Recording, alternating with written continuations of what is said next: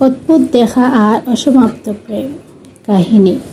রাফি আর নীলা দুজন একেবারে অচেনা। একদিন বৃষ্টির দিনে বাস স্ট্যান্ডে রাফি দাঁড়িয়েছিল। ভিজে ভিজে বাতাস, হাতে একটা বই। হঠাৎ নীলা এসে পাশে দাঁড়ায়, বৃষ্টির ফোঁটা থেকে বাঁচতে। রাফির হাতে থাকা বইয়ের নাম দেখে নীলা মুচকি হেসে বলল, আপনিও এটা পড়েন? আমার প্রিয় বই। এই ছোট্ট আলাপটা যেন দুজনের মনে অদ্ভুত আলো জ্বালিয়ে দিল। এরপর থেকে প্রতিদিনই তারা দেখা করতে লাগলো, বই নিয়ে গল্প, গান, স্বপ্ন আর হাসির ভাগাভাগি।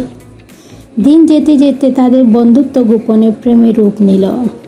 নীলা কখনো বলেনি, কিন্তু রাফির চোখের দিকে তাকালেই বোঝা যেত তার হৃদয় শুধুই রাফির জন্য। কিন্তু সুখ বেশি দিন থাকলো না। হঠাৎ একদিন নীলার বাসায় বিয়ের প্রস্তাব আসে। নীলা দ্বিধায় পড়ে যায়। বাবা মায়ের ইচ্ছের সামনে সে কিছু বলতে পারে না। রাফি চেষ্টা করছিল, প্রতিশ্রুতি দিয়েছিল, আমি আছি, তুমি শুধু আমায় বিশ্বাস করো। কিন্তু বাস্তবের চাপ স্বপ্ন ভাঙল। নীলা বিয়েতে রাজি হলো। বিয়ের দিন রাফি অনেক দূর থেকে দাঁড়িয়ে দেখলো তার সবচেয়ে প্রিয় মানুষটা অন্য কারো হাত ধরে নতুন জীবনে পা রাখছে।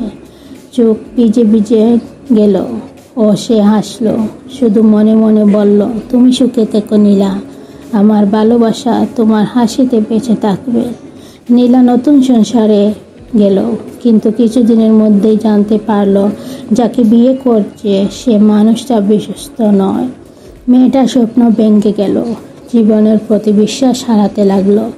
এক রাতে নিঃশব্দে বারিন্দা দাঁড়িয়ে নীলা ভাবল, হয়তো রাফি সত্যিকারের মানুষ ছিল, আমি তাকে হারিয়ে ফেলেছি, আর সেই হারানো মানুষটাই হয়তো আমার একমাত্র সত্যিকারের ভালোবাসা।